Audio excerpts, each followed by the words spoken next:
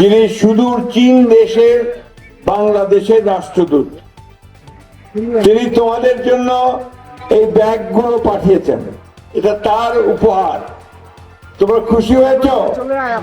তার জন্য এবার একটা জোরে হাততালি দাও। তোমরা চীন দেশের নাম শুনেছ? আমাদের কিছু দূরেই পাশেই ভারতবর্ষের একটা অংশ আছে, তারপরে চীন দেশ, বিরাট দেশ। চীনের প্রাচীনের নাম শুনেছ? অনেকেই শুনেছ, তাই না? পৃথিবীর 7টা আশ্চর্য স্থাপনার মধ্যে সেটা একটা, তাই না? তো আমরা সেই দেশের প্রতিনিধিকে আজকে আমাদের এখানে পেয়েছি। আমরা তার কাছে কৃতজ্ঞ। তিনি আমাদের বাচ্চাদের জন্য, স্কুলের বাচ্চাদের জন্য এই উপহারটি, ব্যাগটি আমাদের দিয়েছেন।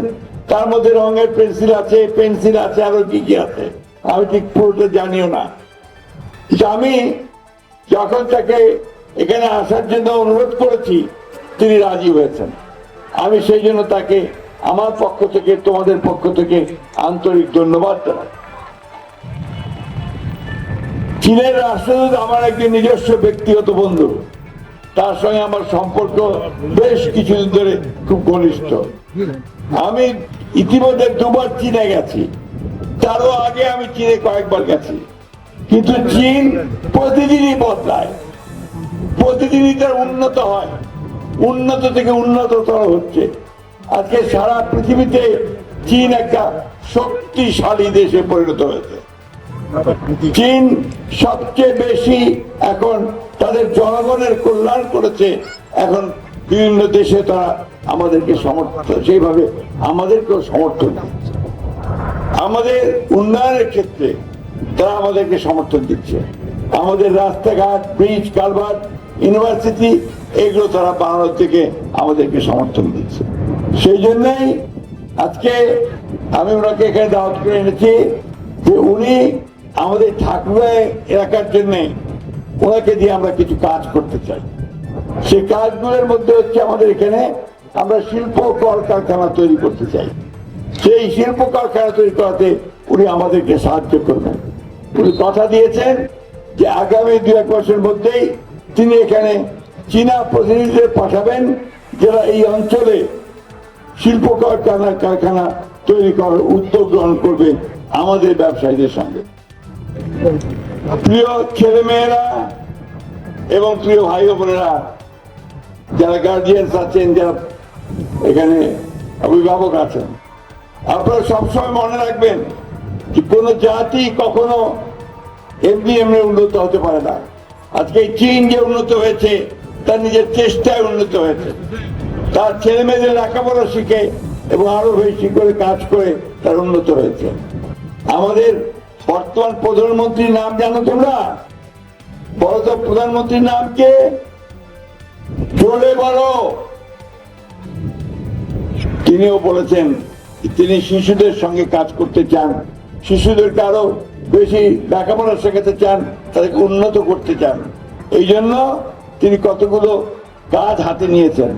একটা হচ্ছে যে তাদেরকে লেখাপড়ার সঙ্গে সঙ্গে তিনি বলেছেন সমস্ত বাচ্চাদেরকে তিনি ইউনিফর্ম দেবেন, আবার কিটস দেবেন, এবং বাচ্চারা যেন প্রতিযোগিতা করে টিকে থাকতে পারে সেই প্রশিক্ষণ তিনি তাদেরকে দেবেন।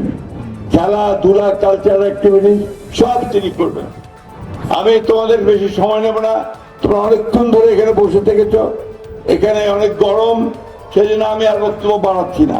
আমি শুধু এইটুকু বলতে চাই আমাদের শিক্ষক শিক্ষিকা যারা আছেন তাদের উদ্দেশ্যে যে আপনারা আপনাদের স্কুলের বাচ্চাদেরকে সেইভাবে তৈরি করবেন যেন তারা বড় হয়ে দেশের জন্য কাজ করতে পারে, দেশের জন্য তারা সম্পদ হতে পারে, সেইভাবে কাজ করবেন।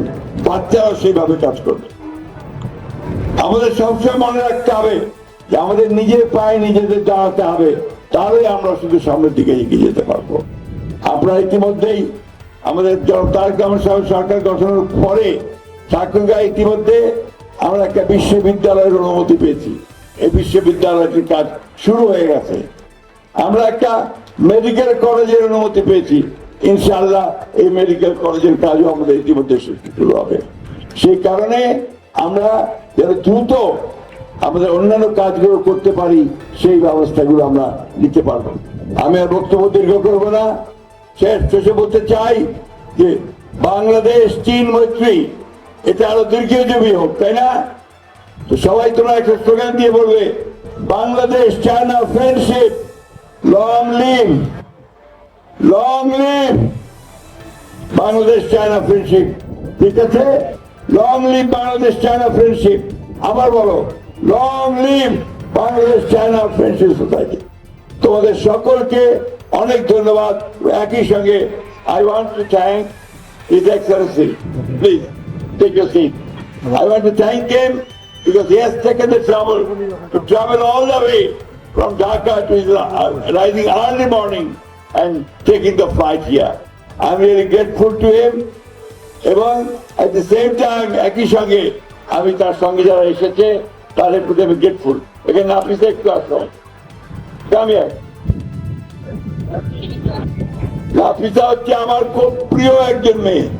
সে চীনের মেয়ে, সে এখানে ঢাকা বিশ্ববিদ্যালয়ে পড়ে এবং আমাদের সঙ্গে সে বাংলা শিখে আমাদের কাজ করে, আমাদেরকে শেখায়। আমি তাকেও ধন্যবাদ জানাচ্ছি, তার সফরসঙ্গীকেও আমি আন্তরিক ধন্যবাদ জানাচ্ছি। সকলকে আমি আন্তরিক ধন্যবাদ জানিয়ে আবারও সকলের কোঅপারেশন চেয়ে, সহযোগিতা চেয়ে বক্তব্য শেষ করছি। সিএ ঠিক আছে, চীনা ভাষায় ধন্যবাদ হচ্ছে শিয়ে। সবাইকে ধন্যবাদ। তোমরা একটু জোরে সিএ বলো। ধন্যবাদ। আসসালামু আলাইকুম হিন্দু ভাই।